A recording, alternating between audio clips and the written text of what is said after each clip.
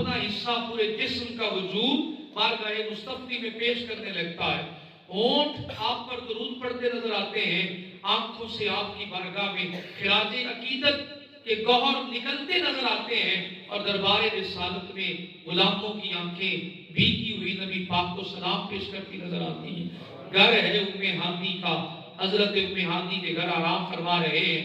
अल्लाह ने अपने जिब्राइल अमीन को बुलाकर कहा, जिब्राइल जी रब्बे जलील अपने साथ मलकूती समावात और इन इलाकों को सजा दो, नूरानियत के साथ सजा दो। इज़राइल से कहो रूहें कब्ज न करे, मिकाईल से कहो तैयारी पकड़ ले, 70,000 80,000 फरिश्तों की जमात तैयार करो और इसराफील से कह दो सूर रख दे, अभी भूखे ना रख दे, चले मेरे महबूब को लेने जाओ।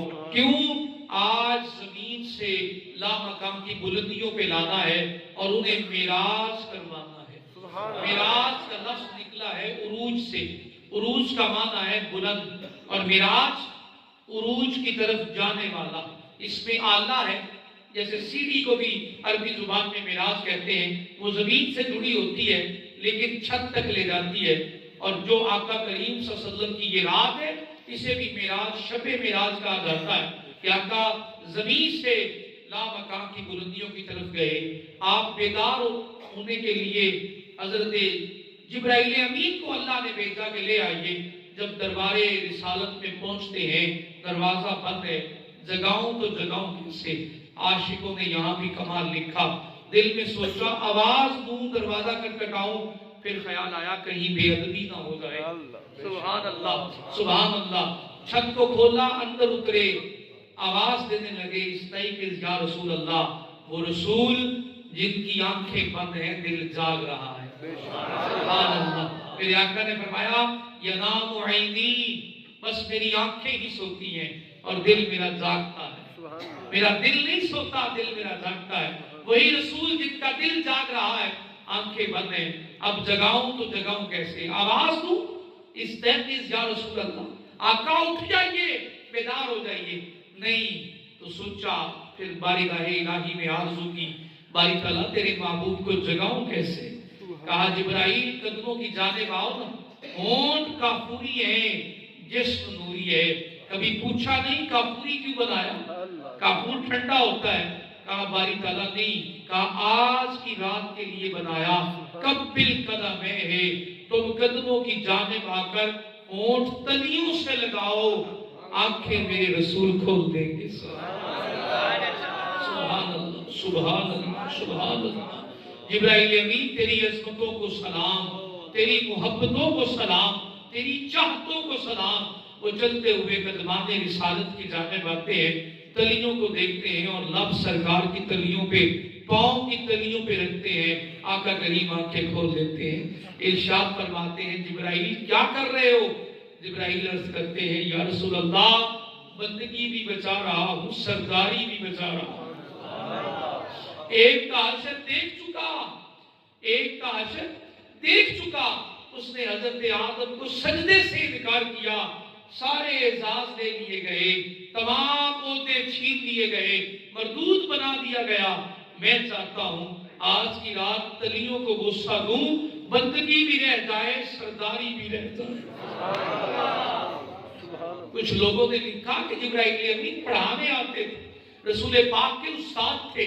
मेरा सवाल है आज की इस खूबसूरत बज़्म से, बताइए कभी उस असातिज़ा किराम जो उस्ताद होते हैं, उन्होंने कभी शागिर्दों के पांव छूते हैं या शागिर्द ही उस्ताद के पांव छूते हैं? अगर जिब्राइल पढ़ाने आते थे तो मिराज की रात जवाब दे गए कि लोगों सुनो, मैं पढ़ाने नहीं आता था, मैं तो खुद अपनी इज्जत बचाने आता था, इनके कदमों से इज्जत पाने आता था।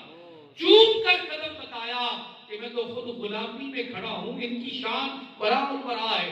अब सुनिए, आका बेदार हुए, वुजू करवाया गया, आप हदीमे काबा तशरीफ लाए। हदीमे काबा कौन सी जगह है?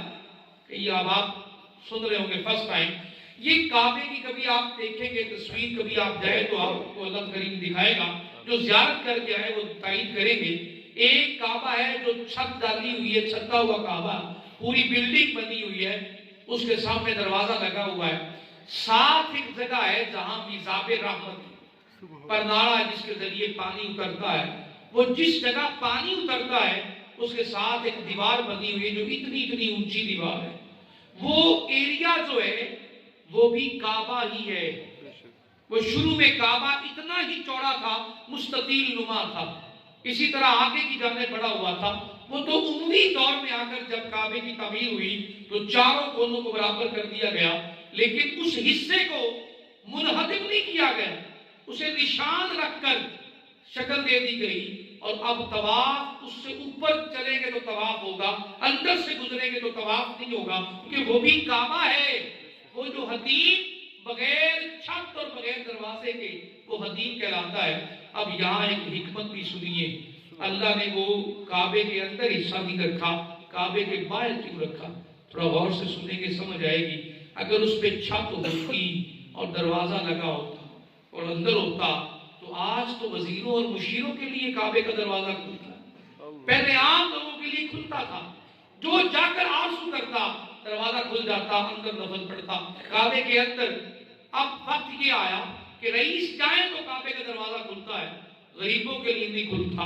اللہ نے وہ بغیر چھت اور بغیر دروازے کے کعبہ رکھا کہ میرے وہ بندے آئیں جنہیں کوئی جانتا نہیں ہوگا, وزیر مشیر نہیں ہوں گے, ان کا دل کرے کہ کعبے کے اندر سجدے کرنے کا موقع ملے تو بغیر چھت اور بغیر دروازے والے حدیم میں کھڑے ہو کر نفل وہ ادا کر لے. اعزاز اور اجر یہ ملے گا کعبے کے اندر پڑھ کر جا رہے. وہ جو برکتوں والی جگہ ہے حدیم, سرکار دو عالم وہاں تشریف لائے, 2 نفل ادا کیے. پھر جیسے چلے تو براق کی سواری پہ آئے, وہ اچھلنے لگا, کودنے لگا. جبرائیل امین نے کہا خیر ہے, کہنے لگا اپنی قسمت پہ ناز کر رہا ہوں, نبیوں کے امام محبوب خدا مجھے شرف بخشنے والے ہیں, ان کی سواری بننے والا ہوں. کہا ٹھہر جا, ٹک جا. وہ سنبھلا, باغ پکڑی حضرت میکائیل نے, رکاب پہ ہاتھ رکھے جبرائیل امین نے, آقا کریم سوار ہوئے. جب سفر شروع ہوا اللہ کریم نے فرشتوں کی جماعت ساتھ بھیجی, اور جب سفر شروع ہوا تو استاد عزیز کو راستے میں ایک مقام آیا. جبرائیل امین کہنے لگے یا رسول اللہ صلی اللہ علیہ وسلم, یہ وہ جگہ ہے جہاں آپ ہجرت کرنے کے بعد تشریف لائیں گے اور یہاں آپ رہیں گے. میرے آقا نے سواری روکی, سواری سے نیچے اترے, وہاں بھی 2 نفل میرے نبی نے ادا کی. جہاں سے سفر شروع کیا حدیم کعبہ میں بھی 2 نفل پڑھے, اور جہاں مدینہ طیبہ ہے جہاں نبی نے رہنا ہے, آقا کریم نے رہنا ہے, وہاں بھی 2 نفل پڑھے. پھر سفر شروع کیا تو مقام آیا مدین. مدین وہ علاقہ ہے جہاں حضرت شعیب اور حضرت موسیٰ علیہ السلام رہے. حضرت شعیب کا رہنے کی جگہ, وہاں سے گزرے تو جبرائیل امین نے پھر عرض کی باری یا رسول اللہ صلی اللہ علیہ وسلم, یہ حضرت شعیب اور حضرت موسیٰ کے رہنے کی جگہ آپ نے پھر سواری روکی, وہاں پر بھی میرے آقا نے 2 نفل ادا کیے. پھر سفر شروع کیا تو بیت اللحم آیا. بیت اللحم وہ مقام ہے جہاں سیدنا عیسیٰ علیہ السلام پیدا ہوئے, ان کی جنم کی جگہ ولادت ہوئی. وہاں پہ سواری روکی, میرے آقا کریم پھر نیچے تشریف لائے اور وہاں بھی 2 نفل پڑھے. پھر آگے سفر شروع ہوا تو بیت المقدس پہنچے, وہاں نبیوں کی جماعت کے ساتھ بھی 2 نفل پڑھے. آپ تھوڑا غور کریں گے تو سمجھ آئے گی, مسئلہ بھی یہاں عرض کرتا جاؤں. جہاں حدیم کعبہ سے سرکار شروع ہوئے, جانا بڑی دور ہے لیکن حدیم میں بھی 2 نفل ہیں, اور مدینہ طیبہ جہاں بننا ہے وہاں بھی 2 نفل, مدین میں بھی 2 نفل, اور بیت اللحم میں بھی 2 نفل, بیت المقدس میں بھی 2 نفل. آقا کریم نے وہاں نفل کیوں پڑھے؟ جہاں برکت والی جگہ دیکھی میرے نبی نے نفل پڑھے. جہاں برکت والی جگہ دیکھی وہاں عظیم برکت والی جگہ مدینہ طیبہ, جہاں رسول پاک نے رہنا برکت والی جگہ, جہاں حضرت شعیب اور حضرت موسیٰ علیہ السلام رہے برکت والی جگہ, جہاں حضرت عیسیٰ پیدا ہوئے برکت والی جگہ. تو احباب ذی وقار, یہ سرکار دو عالم صلی اللہ علیہ وسلم کی سنت ہے کہ جہاں برکت والی جگہ دیکھو وہاں 2 نفل ادا کرو, اور ادا کرنا سنت مصطفیٰ ہے. آپ کے گاؤں میں سب سے برکت والی جگہ کون سی ہے؟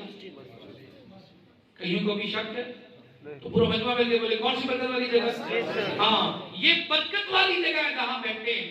کبھی کام کرنے مسجد میں آئے, پنکھا ٹھیک کرنے آئے, ٹوٹیاں لگانے آئے, گیٹ سیٹ کرنے آئے, رنگ و روغن کرنے آئے, آپ مسجد میں اپنے کام ہی صحیح آئے نا تو جیسے آئے پہلے وضو کریں, وضو کر کے 2 نفل پڑھیں.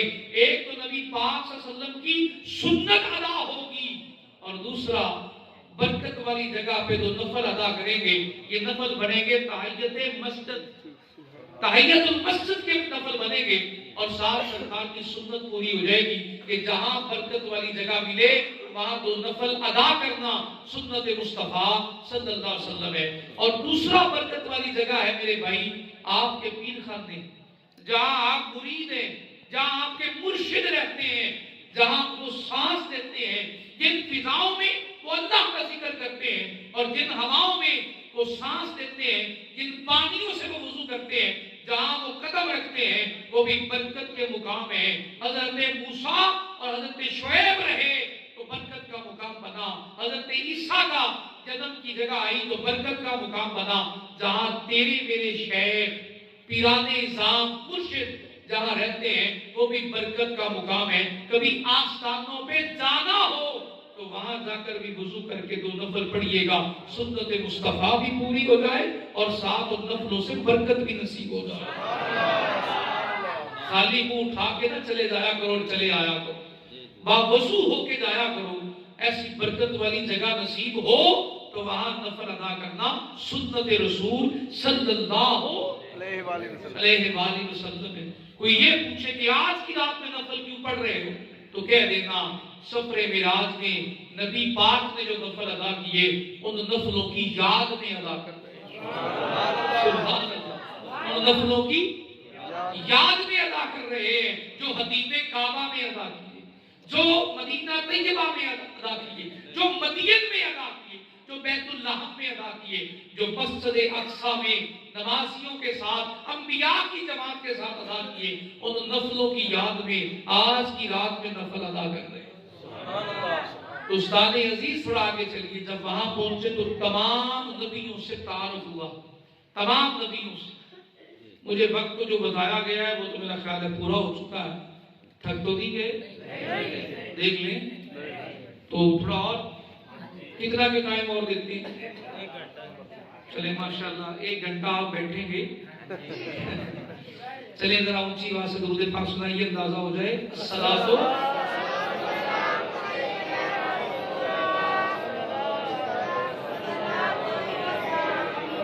آباب زیرکاں اس مقام پر جہاں انبیاء کی پوری جماعت کھڑی ہے, سارے نبی, حضرت آدم علیہ السلام سے لے کر حضرت عیسیٰ علیہ السلام تک کل انبیاء موجود. وہاں امامت کروائی تیرے میرے نبی نے اور تمام نبیوں سے تعارف ہوا.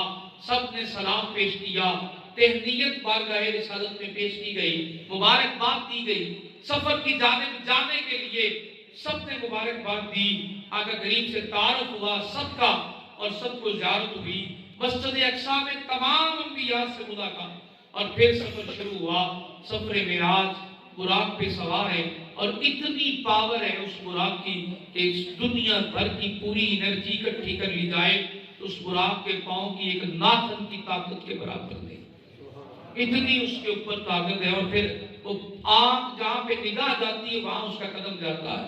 پہلے آسمان پہ پہنچے, یہ حدیث پاک میں موجود ہے. پہلے آسمان پہ گئے تو پوچھا, جو آسمان پہ کھڑا آسمان دنیا پہ وفاق, جو وہاں دروازے پہ مقرر ہے فرشتہ, اس نے پوچھا کون؟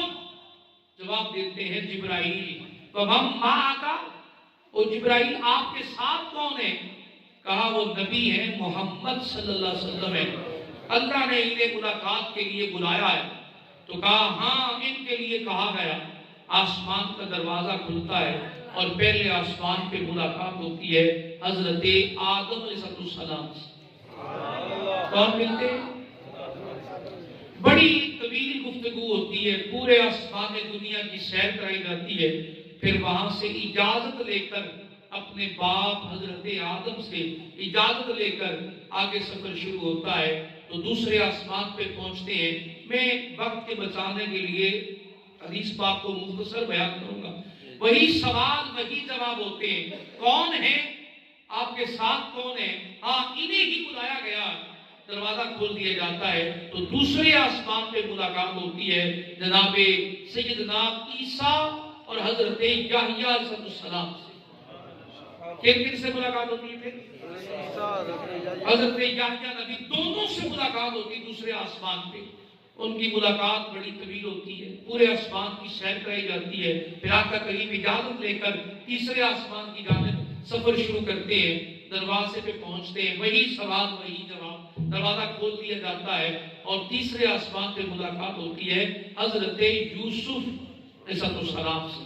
اب یہاں بڑے لوگ حیران ہوں گے کہ وہ سارے دو اقصا میں کھڑے تھے، پہلے کیسے پہنچ گئے، آسمانوں پہ کیسے پہنچ گئے؟ یہی تو معجزہ ہے، بے شک یہی تو معجزہ ہے۔ اور جواب کیا دیا؟ تمام باتوں کا جواب کہاں رکھا؟ سبحان الذی۔ تمہیں نہیں سمجھ آتا تو سنو، میرے نبی آسمانوں پہ گئے کیسے؟ میرے نبیوں کا جانا سمجھ نہیں آتا تو میں رب ہوں۔ سبحان الذی، پاک ہے وہ ذات جس نے اپنے محبوب سے ملاقات کروانی تھی وہ خود لے گئے۔ اللہ کا پہنچانا تو سمجھ آتا ہے نا۔ اب تیسرے آسمان پہ حضرت یوسف علیہ السلام سے ملاقات، بڑی دیر اور سارا آسمان کی سیر کروائی گئی۔ پھر چوتھے آسمان کی جانب گئے تو سیدنا ادریس علیہ السلام سے ملاقات۔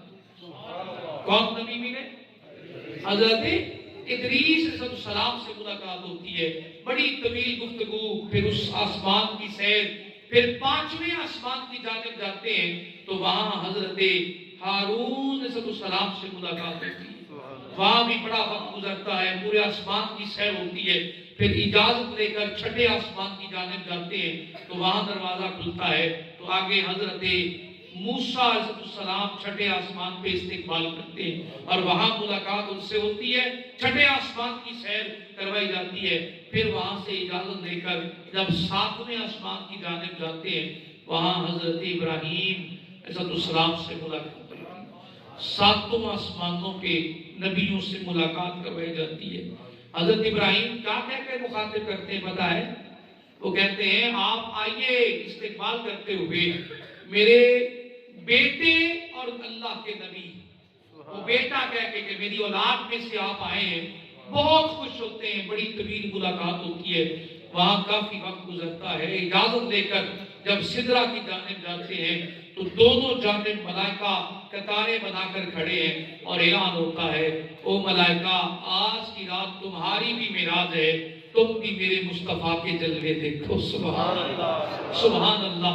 دوستان عزیز، پھر سدرہ کے مقام پہ تمام فرشتوں سے تعارف ہوتا ہے، ہر فرشتے سے ملاقات کروائی جاتی ہے اور سدرہ کے مقام پہ پہنچ کر تمام نورانیت جمع اور نور کے تاجدار حضرت جبرائیل امین عرض کرتے ہیں یا رسول اللہ صلی اللہ علیہ وسلم، یہاں سے ایک بال کے برابر بھی نہیں جا سکتا آگے، آپ کو روک نہیں سکتا، خود جا نہیں سکتا۔ ایک عقیدے کی بات بھی ساتھ شامل کر لیں، جنہوں نے کہا رسول پاک بشر ہیں انہوں نے ٹھیک کہا، اور جنہوں نے کہا رسول پاک نور ہے انہوں نے بھی ٹھیک کہا، دونوں نے ٹھیک کہا۔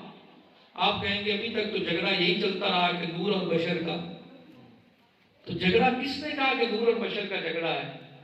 نور اور بشر آپس میں ضد نہیں ہے، مخالف نہیں ہے، یہ تو دونوں نبی کی شانیں ہیں۔ بشر ہونا بھی نبی کی شان ہے اور نور ہونا بھی نبی کی شان۔ اللہ کا یہ مقام نہیں ہے کہ وہ تیرے میرے تک آئے اور ہدایت دے، اور تیری میری اوقات نہیں ہے کہ اس تک جا سکے، تو پھر اس نے اپنے اور بندوں کے درمیان رابطہ کرنے کے لیے اس نے ہمیں میں سے ان عظیم بشر شخصیات کا انتخاب کیا جسے اللہ نے نبوت اور رسالت کا مقام بتا۔ آئی سمجھ کے نہیں؟ تو انتخاب ہمارے لیے کیا گیا جو ہم سے بھی جڑے ہوں، ہم دیکھیں تو ہمارے جیسے لگے، اور جب وہاں جائیں تو وہاں جیسے لگیں. یہ بات سمجھ نہیں آتی. یہاں رہیں تو ہمارے جیسے لگیں, ہاتھ ہمارے جیسے, کھائیں ہمارے جیسے, چلیں ہمارے جیسے, بیٹھے ہمارے جیسے, اٹھے ہمارے جیسے. لیکن جب یہاں سے چھوڑ کر لا مقام پہ پہنچیں تو وہاں ان جیسے لگیں. سبحان اللہ, سبحان اللہ. تھوڑا آگے چلتے پھر سمجھ آئے گی. تو جنہوں نے کہا بشر, ٹھیک کہا. جنہوں نے کہا نور, انہوں نے بھی ٹھیک کہا. نور کے مقابلے میں ہمیشہ اندھیرا آتا ہے. بولیے کیا آتا ہے؟ اندھیرا. روشنی چلی جائے, لائٹ چلی جائے تو کیا چیز آ جائے گی؟ روشنی. بولیے. کبھی کسی نے کہا کہ بشر آ گیا. بشر کس کو کہتے ہیں؟ بشر کہتے ہیں آپ کی جلد کو. یہ جو چمڑا ہے اس جلد کو بشر کہتے ہیں. جب نور ختم ہو جائے, روشنی ختم ہو جائے, تو کبھی کسی نے کہا کہ جلد آ گئی ہے, چمڑا آ گیا. نور جائے گا تو اندھیرا آئے گا. ایسے نہ قرآن بھی کہتا ہے کہ یہ تمہیں اندھیروں سے نکال کر نور کی جانب لاتے ہیں. تو اندھیرے کے مقابلے میں نور آتا ہے. مثال کے طور پر علم, نور اور جہالت. تھوڑا سی بولی. علم نور ہے اور جہالت اندھیرا. قرآن نور ہے اور قرآن پہ عمل نہ کرنا. نماز نور ہے اور نماز ادا نہ کرنا. تو آپ نے دیکھا کہ ہمیشہ نور کے مقابلے میں اندھیرا آیا. جنہیں رسول پاک نور نظر نہیں آتے تو وہ کہے نا رسول پاک معاذ اللہ استغفر اللہ اندھیرا ہے. اتنی ہمت ہی نہیں ہے. جب رسول پاک نور ہے لوگوں نے کہا تو ٹھیک ہے. اب یہاں سے بھی سنیے. جس نے کہا بشر, اس نے مسجد اقصی تک دیکھا. کہاں تک دیکھا؟ ٹھیک دیکھا. مسجد اقصی تک دیکھا, ٹھیک دیکھا. بشر ہے رسول پاک. اور جس نے کہا نور ہے اس نے بھی دیکھا لیکن سدرہ تک دیکھا. اس نے کہا تک دیکھا؟ سدرہ تک. جس نے کہا بشر ہے وہ اقصی تک رہا, اور جس نے کہا نور ہے وہ سدرہ تک گیا. لیکن بشر اور نور, صرف نبی پاک بشر نہیں ہے اور صرف نور بھی نہیں ہے. بشر بھی نہیں ہے اور صرف بشر بھی نہیں ہے اور صرف نور بھی نہیں ہے. اب سدرہ کے مقام پہ نور ہاتھ باندھے عرض کرتے ہیں جبرائیل امین یا رسول اللہ آپ کو روکوں گا نہیں, خود جاؤں گا نہیں. آپ کو روکوں گا نہیں اور خود جاؤں گا نہیں. کیوں جبرائیل, کیوں نہیں جاتے؟ یا رسول اللہ ایک بال کے برابر بھی آگے گیا تو میں تو جل جاؤں گا. کیوں؟ آقا میں آپ جیسا نہیں ہوں.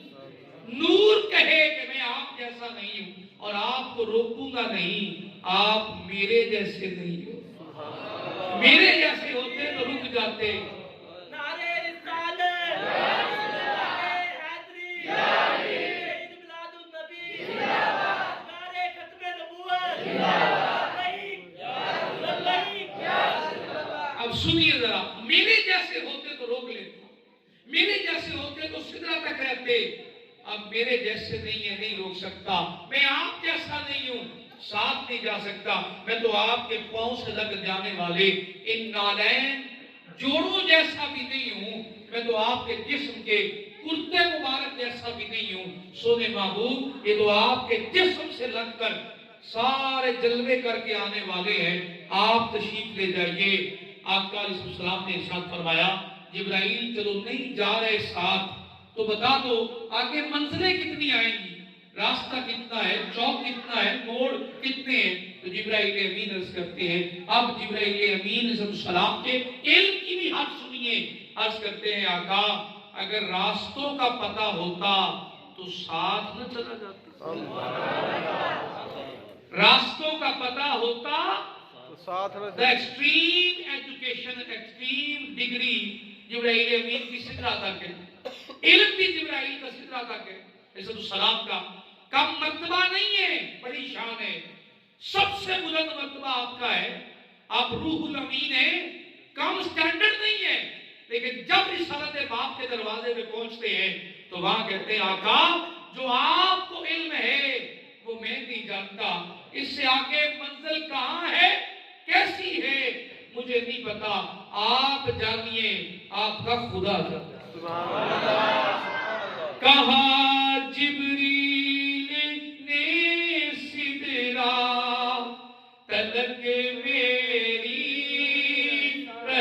آئی اے کتنی منزلیں آگے محمد مصطفیٰ جانے مقام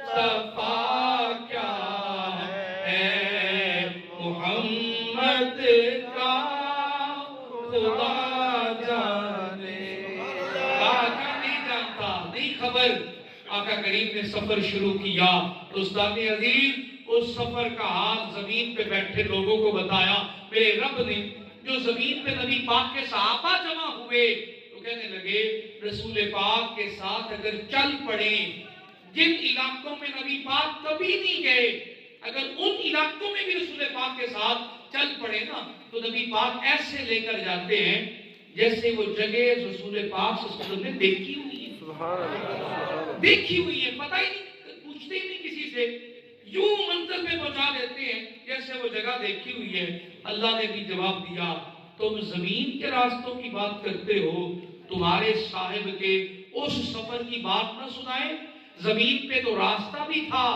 چوک بھی تھے موڑ بھی تھے بتانے والے بھی تھے ماد اللہ صاحبکم وما غوا جب تمہارا صاحب تمہیں اپنی سنگت کا فیض عطا کرنے والے تمہیں صحابیت کا درجہ دینے والے جب یہ رسول اس مقام کی جانب آئے جہاں نہ راستہ تھا نہ چوک نہ کوئی بتانے والا جبرائیل بھی رہ گئے سدرہ بھی رہ گیا تو وہاں بھی ایسے چلتے آئے نہ جھوکے رکے نہ بہکے نہ راستے سے ہٹے یوں چلتے آئے جیسے ان کا روز کا آنا جانا جیسے ان کا روز کا آنا جانا ہے جیسے روز ہی آتے رہے اب وہاں پہنچے دوستان عزیز تھوڑا غور کریے وہ مقام ہے اگر جس نے کہا بشر جھگڑا نہ کیا کرے سمجھ جایا کرے یہ اقصیٰ تک جانتا ہے اور جس نے کہا نور سمجھ جایا کرے یہ سدرہ تک پہنچا ہے لیکن دونوں میرے نبی کی شانیں ہیں جب آقا مقام لا مقام پہ پہنچتے ہیں منزل لا مقام ہے اب آج کی رات اس مقام پہ کھڑے نظر آئے تو میرا آپ سے سوال ہے نور ہوتے تو سدرہ تک رہتے صرف بشر ہوتے تو اقصیٰ تک رہتے لا مقام پہ کون گئے تو یوں تقسیم کر لیتے ہیں بشریت ہے اقصیٰ تک نورانیت ہے سدرہ تک لا مقام پہ ہے حقیقت مصطفیٰ بشریت مصطفیٰ اقصیٰ تک نورانیت مصطفیٰ سدرہ تک اور لا مقام پہ حقیقت مصطفیٰ ہے تم ذات خدا سے نہ جدا ہو نہ خدا ہو اللہ ہی کو معلوم کیا جانیے کیا ہو لم یعرفنی حقیقت غیر ربی میری حقیقت میرے رب کے سوا کوئی نہیں جانتا یہ میرے آقا نے فرمایا میری حقیقت میرے رب کے سوا کوئی نہیں جانتا تو یہاں ایک خاص ترین بات شامل کر لوں آج کی رات یہ الجھن ہٹا کے جائیے انہیں اپنے جیسا خیال نہ کریے ان کے ادب اور احترام میں کمی نہ کریے محبت کی انتہا کریے ان کے تعلقات ان کا مرتبہ اس پہ بحث کرنے کی ضرورت نہیں ہے کوئی مانتا ہے سوان مان لے جو نہیں مانتا تو ہمارا کوئی زور زبردستی نہیں ہے وہ جانے اس کا ایمان جانے میں خاص کر جوانوں سے بات کر رہا ہوں یہ بات چھوٹی چھوٹی باتوں پہ خاص کر سوشل میڈیا پہ کسی نے ایک بیکار سی پوسٹ لگا دی آپ کو نہیں خبر اس کے آگے اور پیچھے کیا ہے آپ جھگڑا شروع کر دیتے ہیں اور کئی دفعہ ایسے لفظ لکھ دیتے ہیں جو نبی پاک صلی اللہ علیہ وسلم کے مرتبے کے خلاف ہیں تو کم از کم پوچھا تو کرے نا جانا تو کرے نا آج اپنے دل پہ ہاتھ رکھ کے عہد کریں آج کی رات میں کہ تب تک موت نہیں آئے جب تک ہم نبی پاک کی شانوں کو ہر روز پڑھ کر نہ سنیں یا سن کر نہ سنیں پہلے اپنے نبی پاک صلی اللہ علیہ وسلم کی عظمتوں کو جان تو نہیں سمجھ تو نہیں جس مقام پہ رسول پاک ہیں ایک سچی بات بتائیے میرا آپ سے ایک سوال ہے سمجھانے کے لیے آپ کو اگر کہا جائے کہ بھئی کپاس تولنی ہے تو کیا کرو گے سنارے کا ترازو لے کر آؤ گے یا کپاس کے لیے الگ ترازو لاؤ گے اگر کپاس تولنی ہے تو سنارے کا جو ترازو ہے وہ تو خوبصورت بڑا ہے بڑا نفیس سا ترازو ہے تو سنارے سے مانگنے جاؤ نا یار ترازو دینا میں نے کپاس تولنی ہے، تو سنارا کیا کہے گا؟ کیا کہے گا؟ یہ تمہارے کپاس تولنے کے لیے نہیں بنا، یہ سونے کی رتیاں ماشے تولے یہ جانچنے کے لیے بنا ہے۔ تم نے کپاس تولنی ہے تو کوئی اور ترازو لے جاؤ، بڑا ترازو لے جاؤ۔ بلا تشبیہ و بلا مثال، جب نبی پاک کی ذات کو جاننا ہے تو اس عقل کے ترازو پہ جاننے کے جو باپ کو نہیں مانتی۔ اللہ اکبر، نہیں سمجھ آئی؟ نبی پاک کی شان جاننی ہے، اس عقل سے پوچھیں گے نبی پاک کیسے؟ اس عقل نے تو کبھی باپ کو نہیں مانا، یہ عقل تو کبھی استاد کو نہیں مانتی، یہ عقل تو کبھی بھائیوں کو نہیں مانتی۔ اس عقل کی کیا اوقات ہے؟ جو ہاتھ کی محتاج ہے چھونے کے لیے، جو ذائقے کی محتاج ہے چکھنے کے ساتھ زبان کی محتاج ہے، جو سننے کے لیے کانوں کی محتاج ہے، جو سننے کے لیے ناک کی محتاج ہے، جو دیکھنے کے لیے آنکھوں کی محتاج ہے۔ اگر ذات مصطفیٰ کو جاننا ہے تو پہلے مقام خدا پہ آئیے، پھر پتا چلے گا مرتبہ رسول کیا ہے اور عظمت رسول کیا ہے۔ عقل کے اندھے ہو کر 2 جمع 2 کے ترازو میں رکھ کر ڈانچے لگتے ہیں نبی پاک کا مقام و مرتبہ کیا ہے، ذات کیا ہے، صفات کیا ہے۔ بس ہمیں اتنا پتا چلا ان کے پیچھے چلو گے تو ہدایت بھی انہی کے ساتھ ہے، دین حق بھی انہی کے ساتھ ہے، اور رسول پاک کو چھوڑ کے نکلو گے تیرے در سے جو یار پھرتے ہیں یوں ہی در بدر خار پھرتے ہیں۔ دین حق بھی گیا، ہدایت بھی گئی، اور جو دامن مصطفیٰ سے لگا رہا وہی منزلوں پہ جاتا رہا۔ اس خاص ترین ملاقات کا جو ایجنڈا تھا وہ کیا تھا جو آقا کریم لے کر آئے؟ جو خاص ملاقات کا ایجنڈا تھا وہ کیا تھا بتائیے؟ تھوڑا اونچی بولیے۔ نہیں آپ کو پتا تو سارا ہے، تھوڑا اور اونچی بولیے نا۔ ہاں، تو خاص ملاقات کا خاص ایجنڈا نماز اور روزے، نماز اور میں ڈیٹیل بھی نہیں جا رہا، مجھ سے پہلے علماء کرام نے بڑی ڈیٹیل میں بیان کیا، اپنے سن رکھا ہے، میں اس کو صرف شامل کروں گا۔ جب اتنی بڑی اہم ملاقات ہوئی دونوں عظیم ہستیوں کی، جہاں تیسرا کوئی نہیں تھا، تو کوئی چھوٹی چیز تو نہیں ملی نا؟ تھوڑا سی بولیے، کوئی چھوٹی چیز تو نہیں ملی نا؟ تو نماز سے بڑھ کر عظیم شے کوئی نہیں ہے۔ کوئی پیر کوئی مرید تب تک منزل پہ پہنچ ہی نہیں سکتا جب تک نماز ہی نہیں ہوتا۔ ڈوبتے پھریں گے، گمراہ رہیں گے، نمازوں کو چھوڑے آپ سارے راستے سے فارغ ہو گئے۔ اور جو نمازوں پہ چل رہا ہے پتہ نہیں ادا ہو رہی ہے نہیں ہو رہی، لیکن آ رہا ہے، ڈیوٹی دے رہا ہے، وہ پیر بھی عظمت پہ جائے گا، وہ مرید بھی عظمت پہ جائے گا۔ یہ جو آج اس جو ہماری آرگنائزیشن ہے، یہ جو ہم اس میں رضا کیا شریفیہ رضا کیا، اس آرگنائزیشن کے تحت یہ بات یاد کر لی۔ کوئی آ کر کہے کہ نمازوں کی کیا ضرورت ہے تو مولویوں کا کام ہے، سمجھے دھوکہ دے رہا ہے، اور جو کہے کہ نماز پڑھو گے تو منزل ملے گی، سمجھیے راستے پہ لے کے جانے والا ہے۔ وہ خاص ملاقات کا وہ خاص گفٹ کیا ہے کہ نمازیں ملی 50، حضرت موسیٰ علیہ السلام سے ملاقات ہوئی، بار بار بھیجا، 9 مرتبہ میرے نبی تشریف لے گئے آقا کریم، اور 9 مرتبہ میں 5 نمازیں رہی، 45 اللہ نے ہٹا لی، اور پھر ارشاد فرمایا محبوب عدد میں تو 5 رہ گئی ہیں لیکن مرتبے میں اجر 50 کے برابر ملے۔ بولیے اتنی خاص ملاقات میں خاص بات، اور میرے آقا کی آنکھوں کی ٹھنڈک کیا ہے؟ سلونچی بولیے۔ یہاں جتنے عاشق رسول بیٹھے ہیں کیا اپنے نبی پاک صلی اللہ علیہ وسلم کی آنکھوں کو ٹھنڈک پہنچا رہے ہیں؟ تو نماز پڑھا کریے، محبت کریے، اپنی اولاد کو نمازی بنائیں۔ اور نماز کام کیا کرتی ہے پتہ ہے؟ نماز اس جہان کے انسانوں کو ان الصلاۃ تنہا عن الفحشاء والمنکر، نماز بے حیائی اور برے کاموں سے روکنے والی ہے۔ جو بے حیا ہے اگر نمازی ہو جائے گا تو حیا والا ہو جائے گا، اور جو برائیوں پہ برائیاں کیے جا رہا اور دل نہیں بھر رہا، معافی مانگنا چاہتا ہے، وہ نمازی ہو جائے، برائی سے بھی جان چھوٹ جائے۔ وہ نماز بے حیائی اور برے کاموں سے روکنے والی ہے۔ یہ خاص تحفہ ہے اس رات کا आका करीम जब वापस तशरीफ लाए, एक दिन हजरत आयशा सिद्दीका सलामुल्लाह अलैहा ने नबी पाक सल्लल्लाहु अलैहि वसल्लम से मिली तो कहा, मेरे आका ने, आयशा पूछ लो जो दिल करता है, रज़ी अल्लाह ताला अन्हा, पूछ लो जो दिल करता है। आप कहती हैं अपने वालिद गिरामी तक चली जाऊं, अपने बाप से मशवरा कर लूं? तो कहा हाँ। जब ताजदारे कायनात सल्लल्लाहु अलैहि वसल्लम की बारगाह से आई, हजरत अबू बकर सिद्दीक रज़ी अल्लाह ताला अन्हु से मिली तो कहा, मेरे आका ने फरमाया है आयशा पूछ लो जो दिल करता है। तो हजरत अबू बकर सिद्दीक बोले, मेरे से क्या लेने आई हो? कहा बाबा मशवरा करने आई। आका से क्या पूछूं? तो हजरत अबू बकर सिद्दीक रज़ी अल्लाह ताला अन्हु ने इरशाद फरमाया, मेरी बेटी आयशा मेरे महबूब से पूछ लो कि उन खास मुलाकात के जो लम्हे गुजरे, उस खास मुलाकात में जो बातें हुई, जो छुपा रखी हैं, उन छुपी हुई बातों में से कोई एक बात बता दे। वो जो राज है ना दोनों हस्तियों के, उनमें से एक, दोनों शख्सियात के एक राज की बात बता दे जो मिराज की रात मुलाकात में हुई।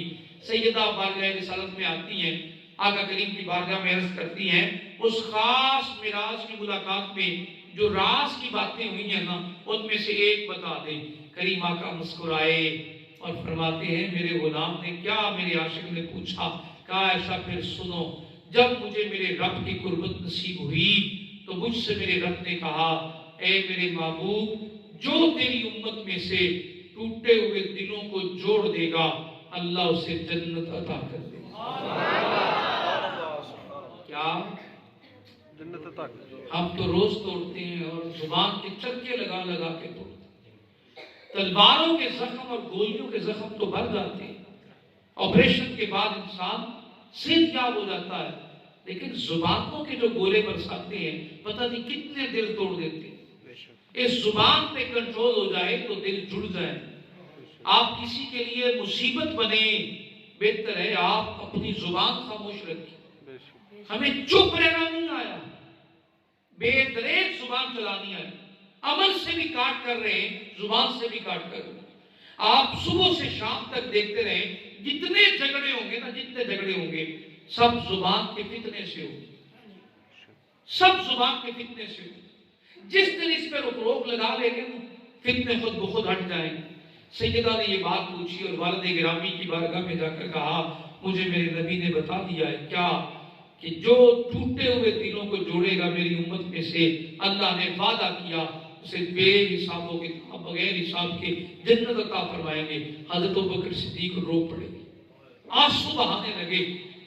सैयदा अर्ज करती हैं, बाबा जान रो क्यों रहे हैं? खबर तो बड़ी अच्छी मिली। कहा आयशा जरा इस खबर का दूसरा रुख भी तो देखो ना, दूसरी साइड भी तो देखो ना, माकूस अंदाज में भी तो देखो ना।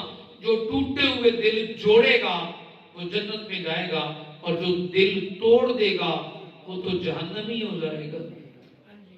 जो दिल तोड़ने वाला है, उस्ताद अजीज, टूटे हुए दिलों, आज की रात का पैगाम दे जाए, जहां रहते हैं ना वहां इंसानों की तरह रहे। मेरी गुफ्तगू का मिराज और उरूज यही है कि अगर दिल तोड़ने हैं तो फिर क्या मकसद है दुनिया में आने का? अपनी जुबानों के साथ, अपने अमलों के साथ दिल जोड़िए। और यही पीर खानों पे सिखाया जाता है, यही पीराने इज़ाम की तरबियत है। आप जिस भी पीर से मिलेंगे, मैं धोखा देने वालों की ना कभी बात करता हूं, ना अपनी मजलिस में जिक्र करता हूं, मैं अल्लाह के वलियों की बात कर रहा हूं। आप जब भी मिलेंगे वहां दिल जोड़े जाते हैं। वहां शराबी को मजलिस से निकाला नहीं जाता, शराब से नफरत की जाती है। वहां चोर को मजलिस से निकाला नहीं जाता, चोरी छुड़वाई जाती है। वहां किसी फजूल शख्स को बिठाकर वक्त जाया नहीं किया जाता, वहां उठाकर अल्लाह से मिलाया जाता। चोर आए हैं तो वली बनते देखे, डाकू आए हैं तो खुदा के मुकर्रम बनते कलमा पढ़ते देखे। ये सोबत का फैज है। हमारा उरूज, हमारा मिराज अल्लाह अल्लाह के रसूल के बताए हुए रास्ते पर है। सफरे मिराज और फलसफा मिराज का कमाल क्या है, सुनकर जाइए। जो रास्ता अल्लाह ने, अल्लाह के रसूल ने तय कर रखा है, जिंदगी भर उस रास्ते पर रहना उम्मत मुस्तफा का मिराज है। नमाज अदा करना, सच बोलना, अल्लाह के बताए हुए, अल्लाह के रसूल के बताए हुए रास्ते पे चलना। एक गांव का चौधरी था, बड़ा नंबरदार था। آج ہم انسان